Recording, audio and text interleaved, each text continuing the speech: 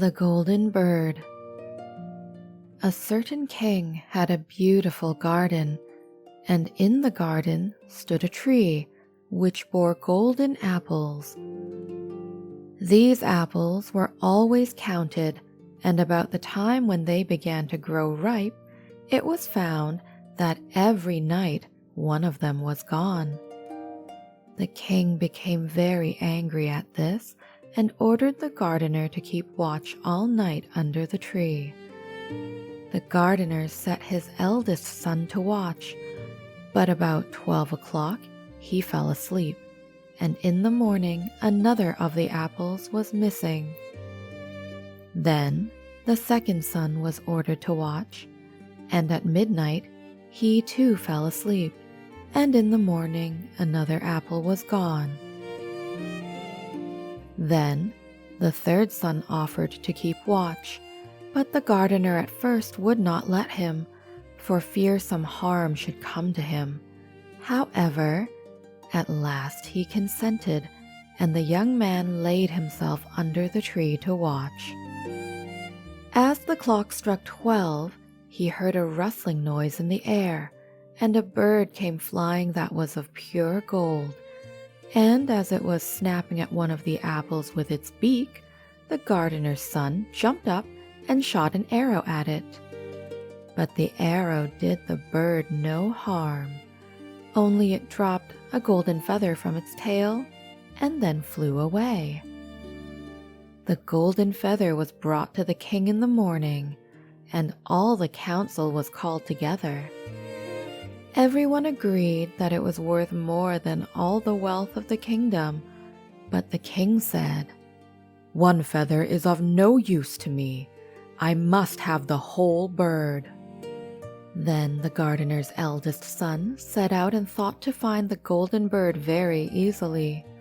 And when he had gone but a little way, he came to a wood, and by the side of the wood he saw a fox sitting. So he took his bow and made ready to shoot at it. Then the fox said, "Do not shoot me, for I will give you good counsel. I know what your business is, and that you want to find the golden bird. You will reach a village in the evening, and when you get there, you will see two inns opposite to each other. One of them, which is very pleasant and beautiful to look at. Go not in there, but rest for the night in the other, though it may appear to you to be very poor and mean." But the son thought to himself, "What can such a beast as this know about the matter?" So he shot his arrow at the fox, but he missed it, and it set up its tail above its back and ran into the wood. Then he went his way, and in the evening came to the village, where the two inns were, and in one of these were people singing and dancing and feasting, but the other looked very dirty and poor. "I should be very silly," said he, "if I went to that shabby house and left this charming place." So he went into the smart house and ate and drank at his ease, and forgot the bird, and his country too. Time passed on, and as the eldest son did not come back, and no tidings were heard of him, the second son set out, and the same thing happened to him.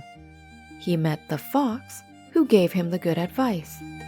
But when he came to the two inns, his eldest brother was standing at the window where the merrymaking was, and called to him to come in, and he could not withstand the temptation, but went in and forgot the golden bird and his country in the same manner.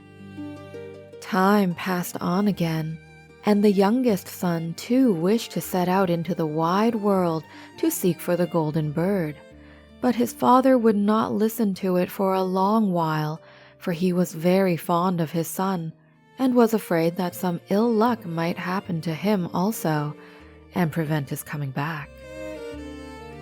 However, at last it was agreed he should go, for he would not rest at home, and as he came to the wood, he met the fox and heard the same good counsel.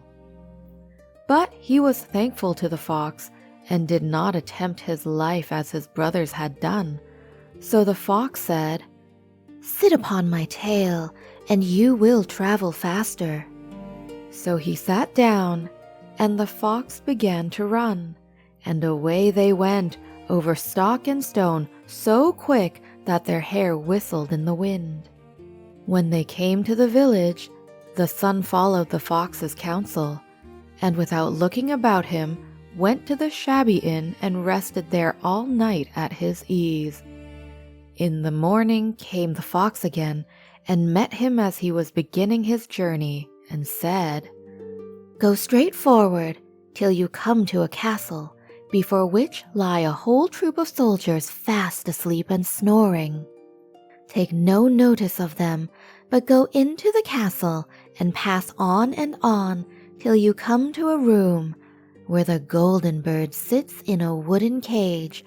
Close by it stands a beautiful golden cage, but do not try to take the bird out of the shabby cage and put it into the handsome one. Otherwise, you will repent it."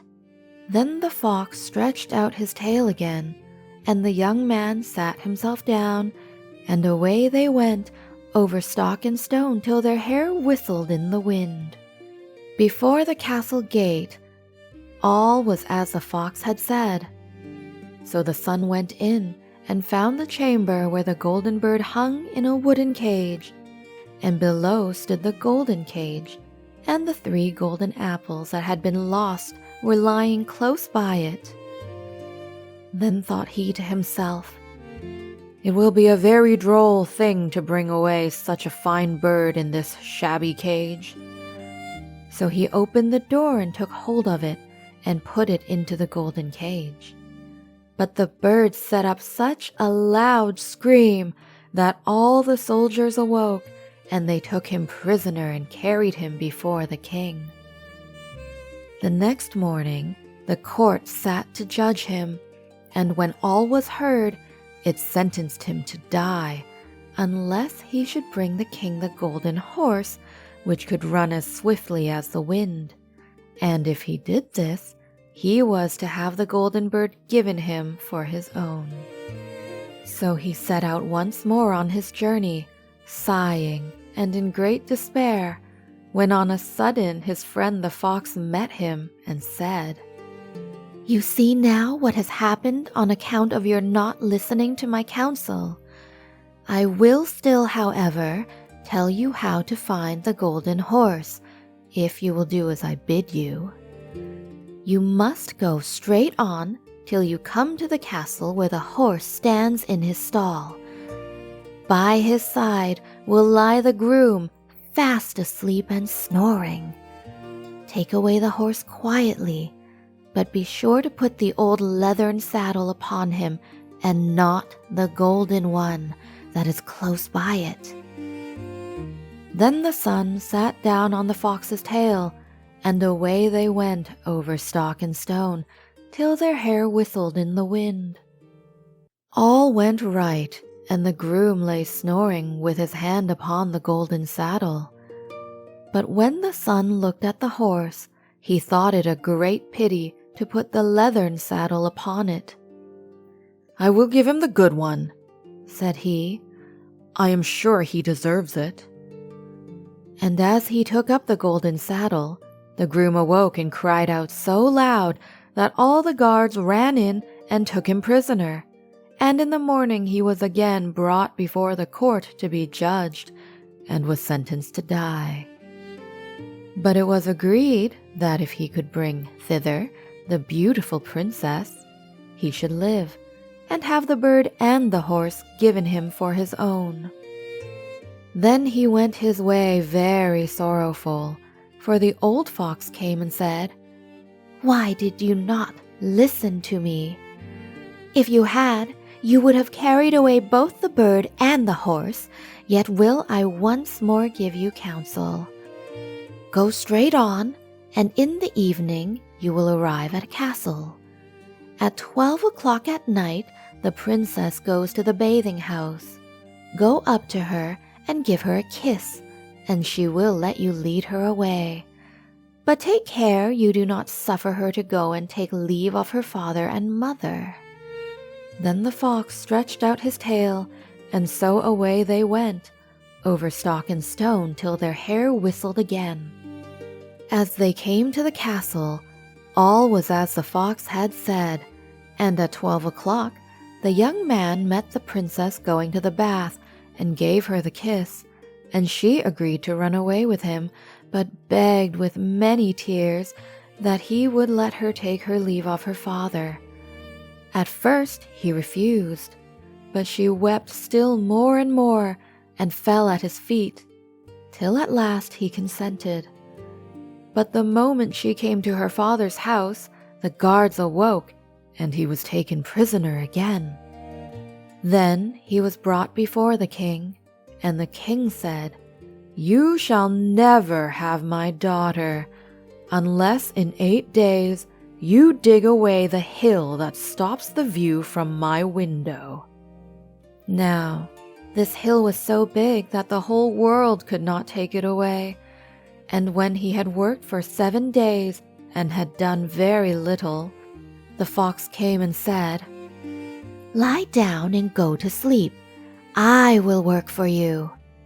And in the morning he awoke and the hill was gone, so he went merrily to the king and told him that now that it was removed, he must give him the princess.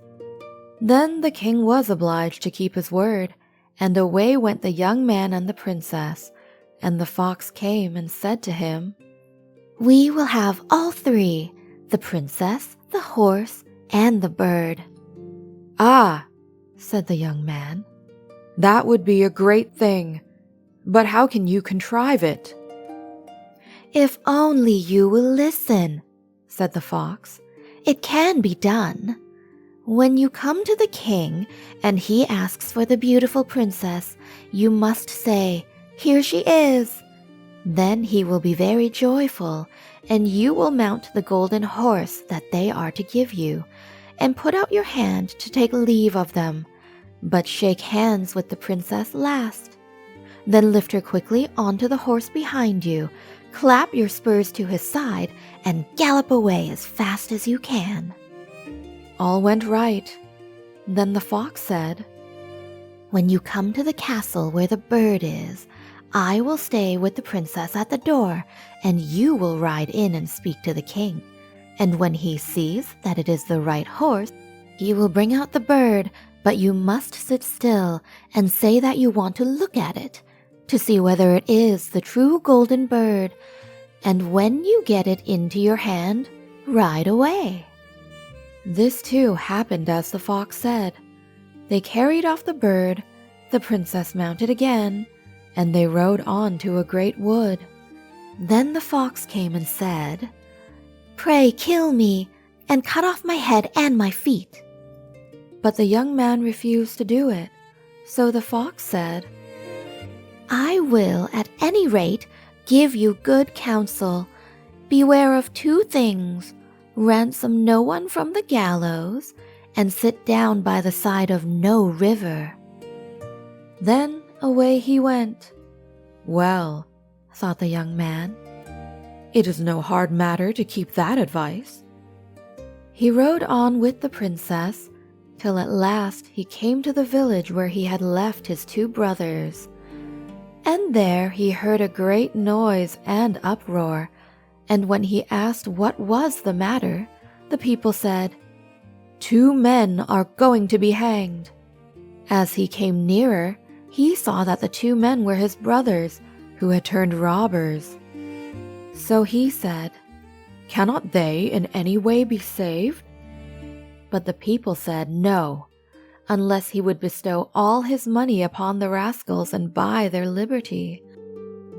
Then he did not stay to think about the matter, but paid what was asked, and his brothers were given up, and went on with him towards their home. And as they came to the wood where the fox first met them, it was so cool and pleasant that the 2 brothers said, "Let us sit down by the side of the river and rest a while, to eat and drink." So he said yes, and forgot the fox's counsel, and sat down on the side of the river.